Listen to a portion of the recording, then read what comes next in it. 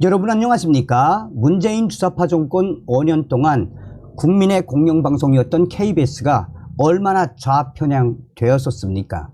문재인 정권 5년 동안 KBS가 친민주당 성향, 문비 어청가를 불러제꼈던 5년이었다라고 해도 과언이 아니죠. 사실상 KBS가 민노총 언론노조에 의해 보도 제작국이 완전히 장악되지 않았었습니까? 윤석열 정부가 들어선 이후에 KBS 사장 한 분을 바꿨을 뿐인데 KBS 9시 뉴스가 돌아왔습니다. KBS 9시 뉴스가 지금 우리 우파 국민들뿐만 아니라 일반 국민들에게 칭찬을 받는 그 본질이 무엇이겠습니까? 현재 KBS의 작심 뉴스에 이재명과 민주당 난리가 났습니다. KBS 9시 뉴스 첫 번째 꼭지에서 네 번째 꼭지, 이재명의 김일성 관련 뉴스, 민주당을 박살낸 KBS, 우리의 공영방송 KBS 9시 뉴스가 돌아왔수다래. 정성찬 TV 좋아요, 구독, 알림은 큰 힘이 되겠습니다. 자, KBS가 요새는 볼만하다라는 게 시청자들의 의견 아니겠습니까? 자, KBS 9시 뉴스에서 정말 민주당과 이재명이를 박살냈습니다. 첫 번째 꼭지부터 보시겠어요? KBS 9시 뉴스 첫 번째, 이재명 우리 북한 김일성 노력 폄훼되지 않도록 우리 국민에게 사과하라. 민주당 이재명 대표가 이 북한의 군사 도발 중단을 촉구하면서 김일성, 김정일 부자의 노력들을 폄훼되지 않도록 김정은이 애써야 한다고 말했습니다. 이 같은 발언에 대해 국민의힘은 6.25 전쟁을 일으킨 김일성과 핵무기를 개발한 김정일이 한반도 평화를 위해 무슨 노력을 했냐라며 이재명 대표의 부적절한 대북 인식을 보여주는 안보망언이라고 비판했습니다. 문제의 발언은 북한 김정은을 향해 미사일 도발을 포함한 적대 행위를 중단해야 한다고 말하는 과정에서 나왔습니다. 이재명 대표는 도발을 계속할수록 북한은 국제사회에서 고립될 거라면서 김일성 주석과 김정일의 노력을 언급했습니다. 더불어민주당 이재명 대표는 다음과 같이 말했습니다. 선대들, 우리 북한의 김정일 또 김일성 주석의 노력들이 폄훼되지 않도록 훼손되지 않도록 애써야 할 것입니다. 국민의힘은 제1야당 대표의 부적절한 대북 인식이 여과 없이 드러났다라며 즉각 반발했습니다. 김예령 대변인은 6.25 전쟁을 일으킨 김일성과 핵무기 위협의 발판을 마련한 김정일이 한반도 평화를 위해 기여한 게 무엇이냐 따졌고, 하태경 위원은 이재명 대표 발언은 김일성, 김정일의 무력 도발에 맞서 나라를 지키다 희생된 분들의 명예를 짓밟는 것이라고 말했습니다. 국민의힘 정희영 원내대변인은 이렇게 말했습니다. 민주당 당 대표의 심각한 대북 인식에 대해 깊은 유감을 표하며 자유 대한민국을 지켜낸 선조들과 우리 국민들에게 사과하십시오. 이 같은 지적에 대해 민주당은 공식 논평은 내놓지 않았습니다. 다만 민주당 고위 관계자는 남북 간 긴장 완화와 평화를 위해 노력하라는 것이 전체적인 발언의 취지라며 구체적인 표현 하나하나에 대해 트집을 잡지 말길 바란다라고 밝혔습니다. 자, 두 번째 꼭지를 보시겠어요? 조국 임종석 재수사 착수, 검찰 청와대 문건 확보 나선다. 굉장히 중요한 뉴스죠. 울산시장 선거 개입 의혹에 대한 재수사에 착수한 검찰은 대통령 기록관에 당시 청와대의 개입 여부를 확인할 수 있는 기록물이 보관된 것으로 추정하고 있습니다. 송철호 당시 후보의 이 경쟁자였던 임동호 전 민주당 최고위원에게 임종석 전 비서실장이 출마 포기를 대가로 자리를 제안했다는 법정 증언에 대해서도 확인 작업에 들어갔습니다. 울산시장 선거 개입 의혹을 수사하며 2020년 1월 청와대에 대한 압수수색을 시도했던 검찰.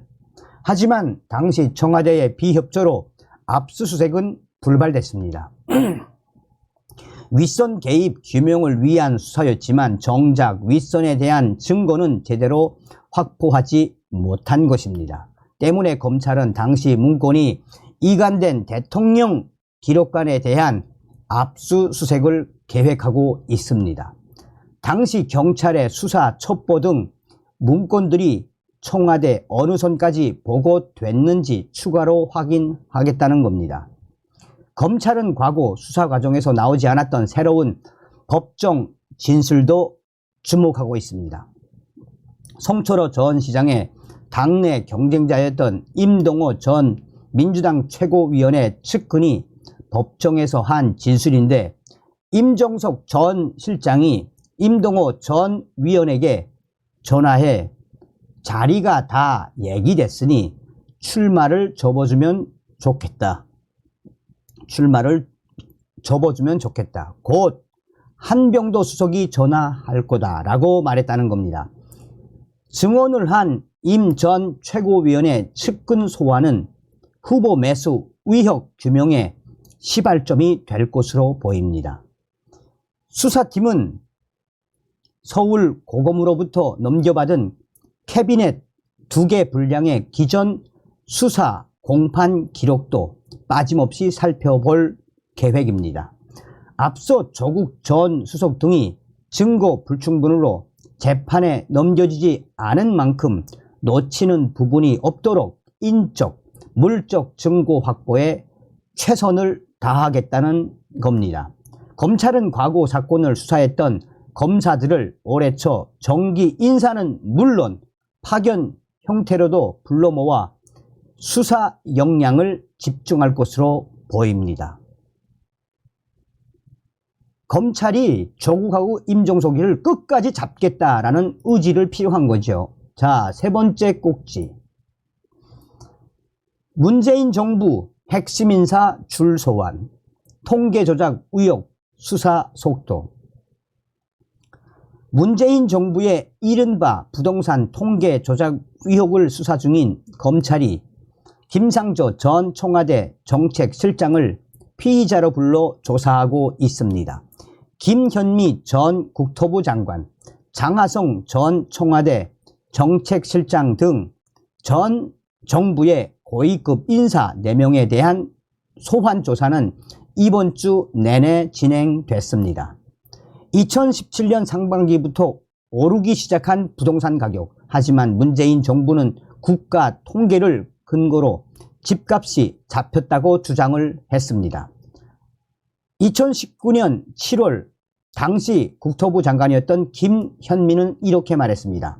서울을 비롯한 수도권 전체의 주택 가격은 몇 년 만에 하락하는 등 안정세를 지속하고 있습니다. 라고 말했습니다. 하지만 당시 문재인 정부가 내세운 부동산 통계 작성 과정에 최소 94차례 이상 조작이 있었다는 게 감사원 감사 결과였습니다. 감사원의 수사 의뢰를 받은 검찰은 김상조 전 청와대 정책실장을 피의자 신분으로 소환했습니다.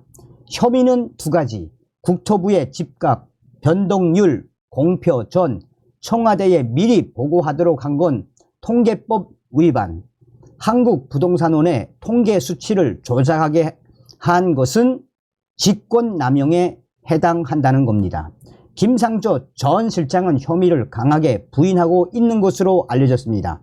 앞서 감사원은 이 같은 유출과 조작이 장하성 첫 정책실장 때 시작해 김수현, 김상조, 이호승 실장까지 계속됐다고 판단했습니다. 검찰은 이번 주에만 장하성, 이호승 전 정책실장 2명과 김현미 전 국토부 장관을 조사했습니다.